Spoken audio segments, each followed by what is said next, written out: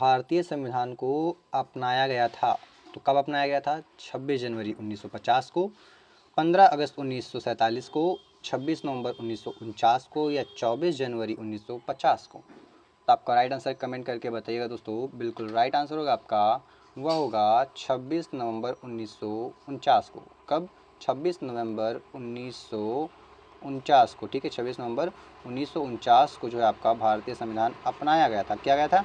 अपनाया गया था, यानी अडॉप्ट किया गया था। ठीक है, क्या किया गया था? अडॉप्ट। अगर बात की जाए अडॉप्ट किया गया था। ठीक है, तो अपनाया गया था कब? 26 नवंबर 1949 को। और यदि आपसे पूछता है कि पूर्ण रूप से लागू कब हुआ था, तो वह हुआ था आपका 26 जनवरी। कब? 26 जनवरी 1950 को। कब साथियों? 1950 को यह पूर्ण रूप से लागू हो गया था। कैसे पूर्ण रूप से लागू हो गया था? ठीक है, चलिए अगला प्रश्न देखिएगा साथियों। आप सभी ध्यान दीजिएगा। भारतीय संविधान की प्रस्तावना में जो समाजवादी शब्द है वह किस संशोधन द्वारा जोड़ा गया था? तो साथियों, जो समाजवादी शब्द है यह भारतीय संविधान की प्रस्तावना में 24वें, 42वें, 44वें या 52वें संविधान संशोधन द्वारा जोड़ा गया। तो आप सभी अपना राइट आंसर कमेंट करके बताइएगा। तो इसका ऑप्शन बी 42वां संविधान संशोधन जो है बिल्कुल राइट आंसर हो जाएगा। ठीक है, चलिए नेक्स्ट क्वेश्चन देखिएगा आप सभी कि संविधान का अनुच्छेद 14 जो है वह किससे संबंधित है साथियों? तो आर्टिकल जो 14 है वह किससे संबंधित है? तो अभिव्यक्ति की स्वतंत्रता से, समानता का अधिकार, जीवन का अधिकार या शिक्षा का अधिकार। साथियों, यदि बात करते हैं अनुच्छेद 14 की, तो यह आपका समानता के अधिकार से संबंधित है। किससे? समानता का अधिकार। ऑप्शन बी जो है आपका बिल्कुल ही सही जवाब होगा साथियों। अगला प्रश्न देखिएगा आप सभी। संविधान का अनुच्छेद 21 किस अधिकार से संबंधित है?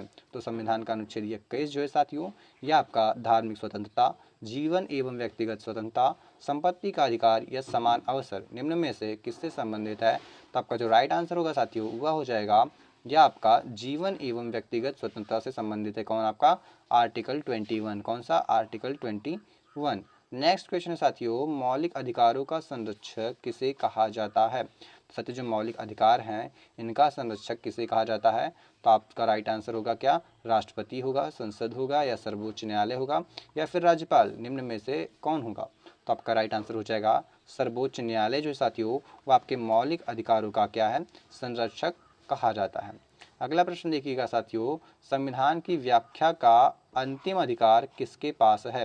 तो साथियों, संविधान की व्याख्या का जो अंतिम अधिकार है वह संसद के पास होगा, राष्ट्रपति के पास होगा, सर्वोच्च न्यायालय के पास होगा या फिर निर्वाचन आयोग के पास होगा। तो आपका जो राइट आंसर होगा वह हो जाएगा साथियों, यह सर्वोच्च न्यायालय के पास होता है। ऑप्शन सी बिल्कुल ही सही जवाब होगा। नेक्स्ट क्वेश्चन देखिएगा साथियों आप सभी, संविधान का कौन सा भाग मौलिक अधिकारों से संबंधित है?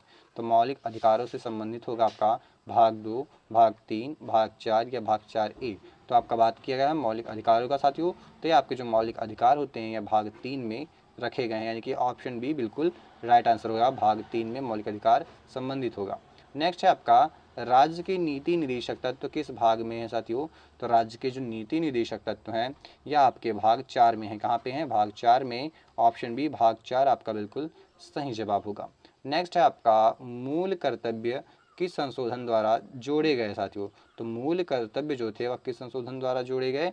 तो 42वें संविधान संशोधन द्वारा जो है आपके मूल कर्तव्यों को संविधान में ऐड किया गया। ऑप्शन बी बिल्कुल राइट आंसर होगा, 42वां संविधान संशोधन। नेक्स्ट क्वेश्चन होगा साथियों, वर्तमान में मूल कर्तव्यों की संख्या कितनी है? तो वर्तमान में मूल कर्तव्यों की जो संख्या साथियों वह टोटल 11 है। कितने हैं? 11 है। नेक्स्ट क्वेश्चन देखिएगा साथियों, संविधान संशोधन की प्रक्रिया किस अनुच्छेद में है? तो संविधान संशोधन की जो प्रक्रिया है साथियों यह आपका अनुच्छेद 368 में। किस में है? अनुच्छेद 368 में है। ऑप्शन बी आपका बिल्कुल ही सही जवाब होगा। नेक्स्ट क्वेश्चन देखिएगा साथियों, भारत में संसदीय शासन प्रणाली किस देश से ली गई है? तो भारत में संसदीय शासन प्रणाली जो है साथियों ये आपका ब्रिटेन से लिया गया है। कहाँ से? ब्रिटेन से लिया गया है। ऑप्शन बी ब्रिटेन आपका बिल्कुल ही सही जवाब होगा। नेक्स्ट क्वेश्चन देखिएगा साथियों, राष्ट्रपति का निर्वाचन किसके द्वारा किया जाता है? तो साथियों, राष्ट्रपति का जो निर्वाचन है यह आपका निर्वाचक मंडल के द्वारा किया जाता है। ऑप्शन सी निर्वाचक मंडल जो है आपका बिल्कुल ही सही जवाब होगा। चलिए नेक्स्ट क्वेश्चन को देखते हैं साथियों, जो कि है आपका, राष्ट्रपति अपना त्यागपत्र किसे देता है?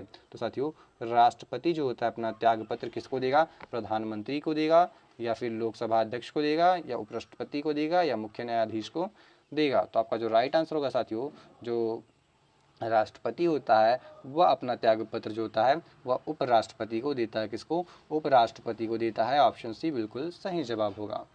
नेक्स्ट क्वेश्चन देखिएगा, उपराष्ट्रपति राज्यसभा का क्या होता है? तो उपराष्ट्रपति जो होता है वह राज्यसभा का होता है क्या? सभापति होता है, नेता सदन होता है, महासचिव होता है, या अध्यक्ष होता है?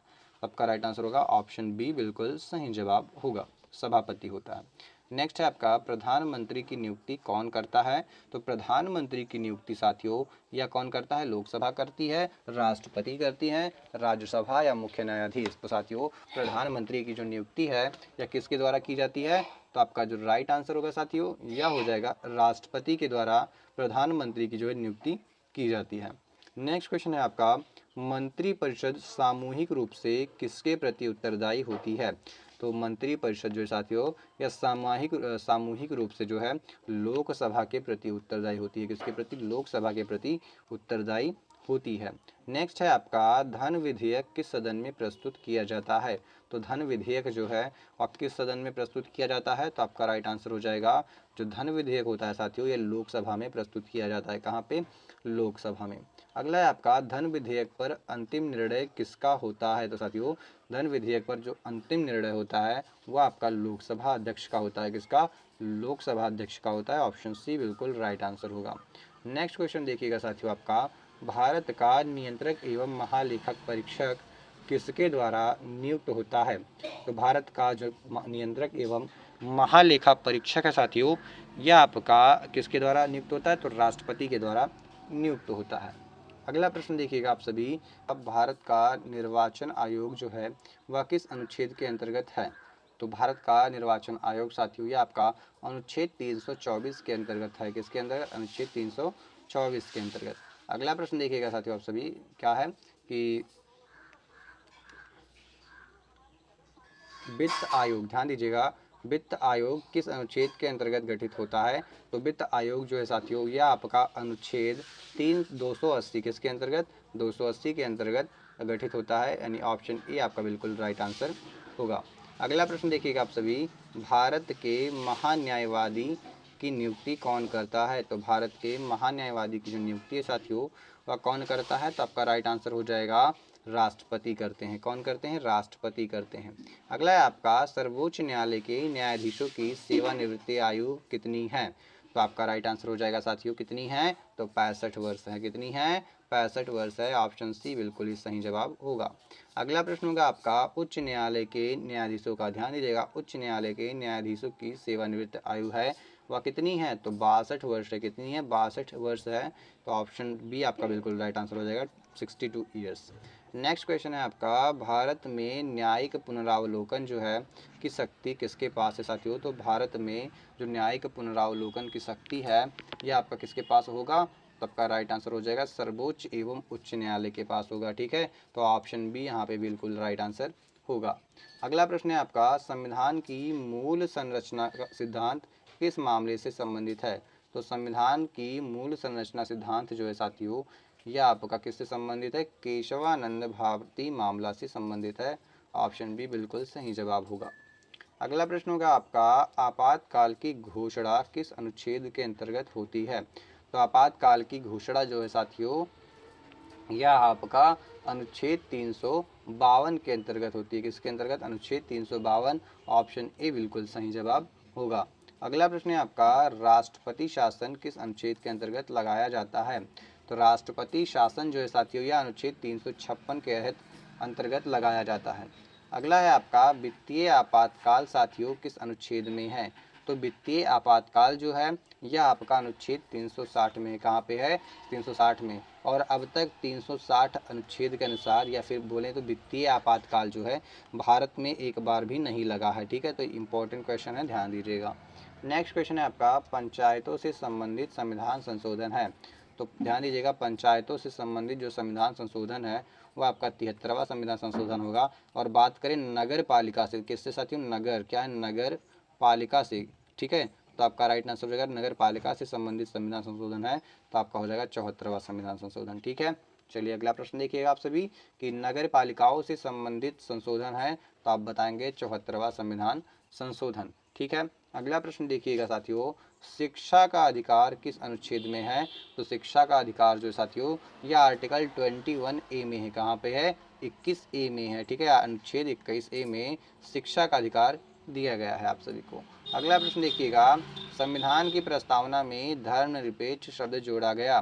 तो धर्मनिरपेक्ष शब्द जो है साथियों यह आपका कब जोड़ा गया था? 42वें संविधान संशोधन में। पंथ निरपेक्ष, धर्मनिरपेक्ष, समाजवादी शब्द जो तीनों को 42वें संविधान संशोधन के द्वारा जोड़ा गया था। अगला है, भारत का प्रथम नागरिक कौन होता है साथियों? तो भारत का जो प्रथम नागरिक है वह कौन होगा? तो आपका राइट आंसर हो जाएगा राष्ट्रपति साथियों। राष्ट्रपति जो होते हैं वह भारत के प्रथम नागरिक होते हैं। अगला है आपका, लोकसभा का सामान्य कार्यकाल कितना होता है? तो लोकसभा का जो सामान्य कार्यकाल होता है वह 5 वर्षों का होता है। कितना होता है? 5 वर्षों का। अगला है आपका, ध्यान दीजिएगा, ये भी इंपॉर्टेंट प्रश्न है कि राज्यसभा एक क्या है? अस्थाई है, अस्थाई है, न्यायिक है या कार्यपालिका है? तो राज्यसभा जो है साथियों यह एक अस्थाई सदन है। क्या है? अस्थाई सदन है, या कभी भंग नहीं हो सकता। जबकि लोकसभा जो है वह अस्थाई सदन है, जो कि 5 वर्षों के भीतर क्या होता है? भंग हो जाता है। ठीक है, और जबकि जो राज्यसभा होता है ऐसा नहीं होता है। इसमें क्या होता है, मतलब इसमें ऐसा कुछ नहीं है कि इसमें जो है 62 वर्ष तक या फिर ऐसे मतलब जो 3 साल या 2 साल जो होता है इनके कार्य करने की समय अवधि होती है। ठीक है, ऐसा होता है। 1/3 सदस्य जो है वो छटते रहते हैं 2-2 साल में। ठीक है, अगला है आपका, लोकसभा भंग करने की शक्ति किसके पास है? तो लोकसभा भंग करने की जो शक्ति होती है साथियों यह आपका किसके पास होता है? तो राष्ट्रपति के पास होता है। किसके पास? राष्ट्रपति के पास होता है। अगला है आपका, भारत में कितने प्रकार की आपातकालीन व्यवस्थाएं हैं? तो भारत में साथियों 3 प्रकार की ठीक है जो है आपातकालीन व्यवस्थाएं हैं। अगला है आपका कि रिट जारी करने की सर्वोच्च शक्ति या शक्ति सर्वोच्च न्यायालय को किस अनुच्छेद से प्राप्त है? तो जो रिट जारी करने की जो शक्ति है वह सर्वोच्च न्यायालय को साथियों अनुच्छेद 32 के तहत मिलती है। किसके तहत? अनुच्छेद 32 के तहत। अगला है आप साथियों देखिएगा, आईपीसी का स्थान अब किस संहिता से लिया गया है? तो आईपीसी का स्थान अब जो है किस संहिता से लिया गया है? तो आपका राइट आंसर हो जाएगा साथियों, क्या होगा? भारतीय न्याय संहिता। क्या हो जाएगा? भारतीय न्याय संहिता। ऑप्शन बी बिल्कुल ही राइट आंसर होगा। नेक्स्ट क्वेश्चन देखिएगा आप सभी, सीआरपीसी का नया नाम क्या है साथियों? तो सीआरपीसी का जो नया नाम है वह आपका हो जाएगा साथियों कौन सा? तो बिल्कुल राइट आंसर हो जाएगा भारतीय नागरिक सुरक्षा संहिता। क्या होगा? भारतीय नागरिक सुरक्षा संहिता। ठीक है, अगला प्रश्न देखते हैं साथियों। अगला प्रश्न आपसे बताइएगा, इंडियन एविडेंस एक्ट, ध्यान दीजिएगा, इंडियन एविडेंस एक्ट का नया नाम क्या है? तो इंडियन एविडेंस अधिनियम का जो नया नाम है साथियों वह क्या होगा? तो भारतीय साक्ष्य अधिनियम 2023। आप सभी को यहाँ पे दिख नहीं रहा होगा, क्या होगा? भारतीय साक्ष्य अधिनियम 2023। अपना ध्यान रखिएगा यहाँ पे, ये ऑप्शन भी आपका बिल्कुल राइट आंसर हो जाएगा। बाकी आप सभी इसको काट दीजिएगा। ठीक है, ऐसे पूरा इसको कोई लेना देना नहीं है आपका। ठीक है, आप केवल इतने पे ध्यान दीजिए। ठीक है, ये बहुत ज़्यादा रटने की ज़रूरत नहीं है आपको। ठीक है, चलिए नेक्स्ट क्वेश्चन देखिएगा आप सभी कि एफआईआर, ध्यान दीजिएगा, एफआईआर का उद्देश्य क्या है साथियों? तो एफआईआर का जो उद्देश्य है वह अपराध की प्रथम सूचना दर्ज करना है। क्या है? अपराध की प्रथम सूचना दर्ज करना है। अगला है आपका, संज्ञेय अपराध में पुलिस क्या करती है? तो संज्ञेय अपराध में पुलिस वारंट के बिना गिरफ्तारी जो है कर सकती है। अगला है आपका, असंज्ञेय अपराध में सामान्यता होता है। क्या होता है साथियों? असंज्ञेय अपराध में मजिस्ट्रेट की अनुमति आवश्यक होती है। ठीक है, अगला देखिएगा आप सभी की जमानती अपराध में जमानत, क्या है? जमानती अपराध में जो जमानत होता है साथियों वह अधिकार के रूप में मिल सकती है। कैसे मिल सकती है? अधिकार के रूप में मिल सकती है। अगला प्रश्न देखिएगा, भारत में विधि के समक्ष समानता का सिद्धांत किस अनुच्छेद में है? तो भारत में विधि के समक्ष समानता का जो सिद्धांत है साथियों यह आपका किस अनुच्छेद में है? तो बिल्कुल राइट आंसर हो जाएगा, यह आपका अनुच्छेद 14 में है। कहाँ पे है? अनुच्छेद 14 में। ऑप्शन ए बिल्कुल ही सही जवाब होगा। अगला प्रश्न देखिएगा, किसी व्यक्ति को अपराध सिद्ध होने तक क्या माना जाता है? तो उसे निर्दोष माना जाता है जब तक उसका अपराध जो है सिद्ध ना हो जाए।